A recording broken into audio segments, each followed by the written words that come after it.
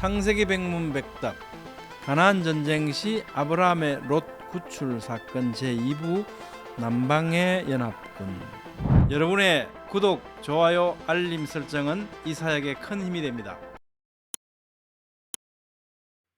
안녕하세요, 김홍석입니다. 지난 시간부터 우리는 가나안에서 일어난 전쟁에서 사로잡혀간 롯을 아브라함이 구출해온 사건에 대해서 살펴보고 있습니다. 오늘은 남방연합군으로부터 사건의 전개를 이어가겠습니다. 본문 말씀은 창세기 14장 2절로 3절 말씀입니다.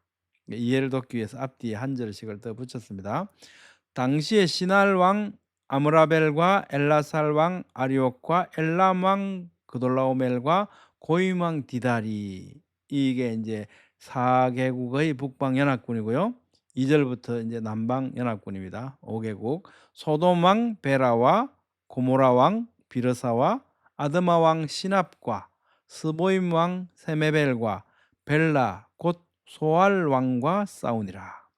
이들이 다 시딤 골짜기 곧 지금의 염해에 모였더라.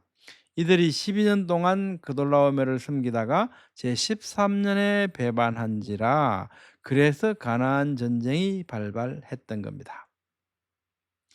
본문의 톨레도트 위치는요, 창세기 전체를 형성하고 있는 11개의 톨레도트 얼개 가운데 7번째 톨레도트인 데라 톨레도트에 속하 있습니다.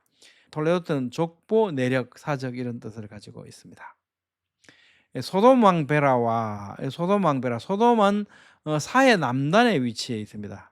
그 이름이 에워싸인 장소 또는 큰 불이라는 의미를 가지고 있거든요. 이것은 후일 소돔성이 멸망할 때 유황과 불로 에워싸여서 그 성의 모든 사람들과 건물들이 소멸된 이러한 사건을 반영되었기 때문으로 보입니다. 창세기 19장에 보면 이렇게 말씀하셨죠. 여호와께서 하늘 곧 여호와께로부터 유황과 불을 소돔과 고모라에 비같이 내리사 그 성들과 온 들과 성에 거주하는 모든 백성과 땅에 난 것을 다 엎어 멸하셨더라. 한편 베라는 선물, 탁월이라는 의미도 있지만 죄의 아들이라는 의미도 가지고 있습니다. 이것은 당시 소돔의 심각한 도덕적 붕괴 현상을 반영하는 것으로 볼 수 있습니다. 그들은 동성연애자들이었고 또 폭력주의자들이었다고 성경은 고발하죠. 고모라 왕 비르사, 고모라는 소돔과 마찬가지로 사해 남단에 위치해 있었습니다. 인접해 있었죠, 소돔하고. 그 이름이 물이 많은 혹은 물에 잠긴이라는 의미를 가지고 있습니다. 이것은 저지대에 위치해서 물이 많거나 혹은 후에 고모라 성이 멸망될 때 소돔과 마찬가지로 사해 속으로 가라앉았거든요.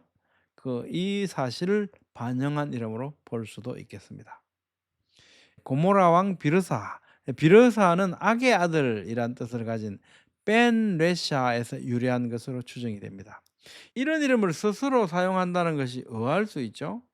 그런데 월드컵 축구 그때 제가 보면서 깜짝 놀랐는데 그 생각이 납니다. 그 당시에 우리 월드컵 축구 응원하던 우리나라 응원팀이 뭐라 그랬습니까? 붉은 악마라고 했어요. 붉은 악마. 이게 말이 됩니까?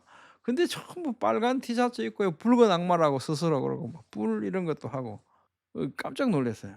근데 마치 장난스럽게 그렇게 그런 용어를 사용하던 게 얼마나 많은 국민들이 또 거기에 동참했습니까? 근데 그걸 생각해 보면 스스로 자기 이름을 악의 아들이라는 뜻으로 비르사라고 했다. 이거 별로 당연히 뭐 그럴 수도 있겠다 하는 생각이 들죠. 아무튼 이 어원적으로 보면 비르사는요, 악의 아들이라는 뜻을 가진 벤레샤에서 유래한 것으로 추정이 됩니다. 아드마 왕 시납과 아드마 또한 소돔이나 고모라와 마찬가지로 사해 남단 시딤 골짜기에 위치했던 것으로 유추가 됩니다. 그러니까 다 이게 지금 사해 속으로 들어간 그 지명들입니다.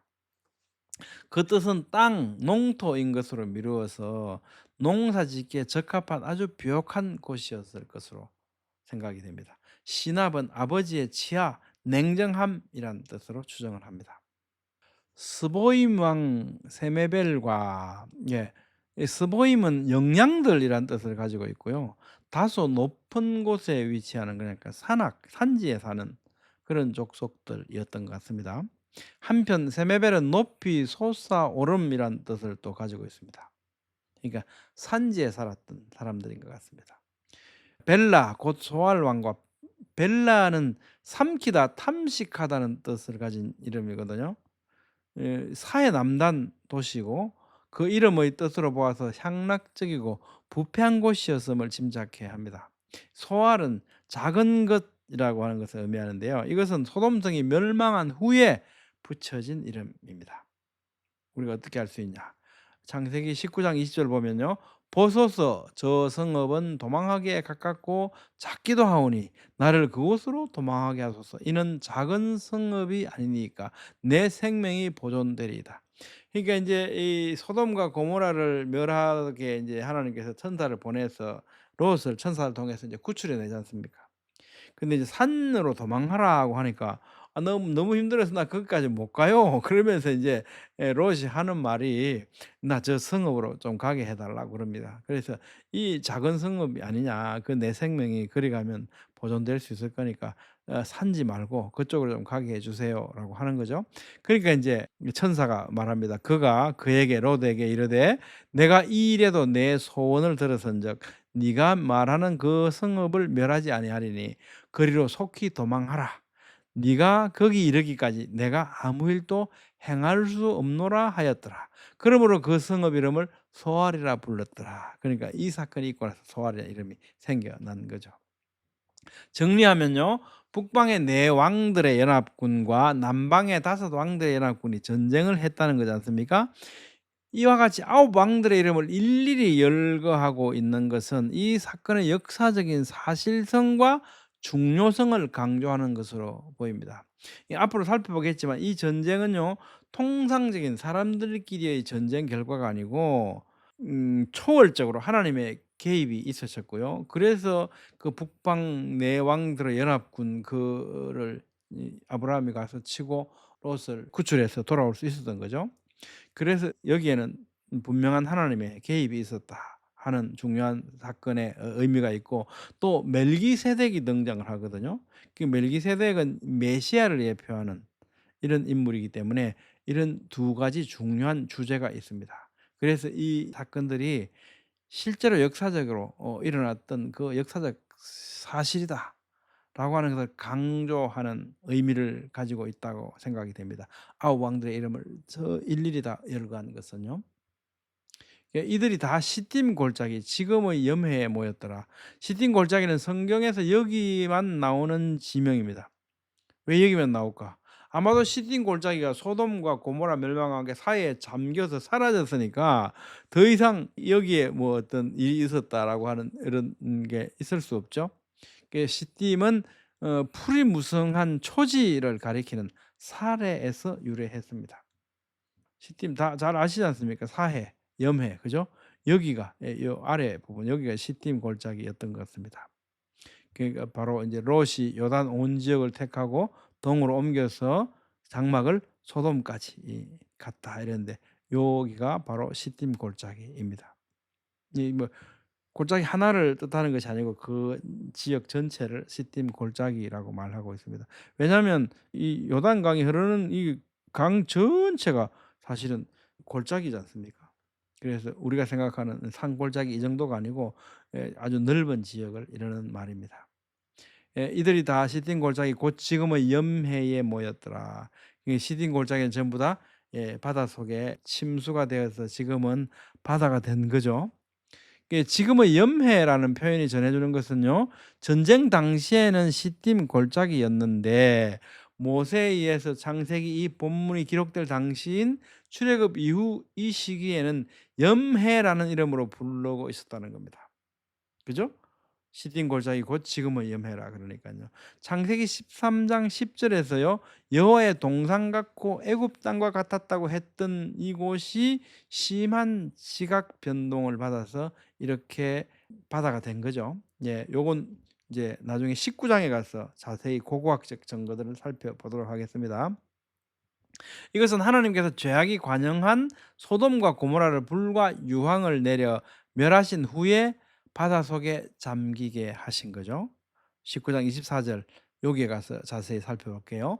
오늘날에도 염해 곧 사해는 북쪽 해저의 평균 깊이가 400m 굉장히 깊죠.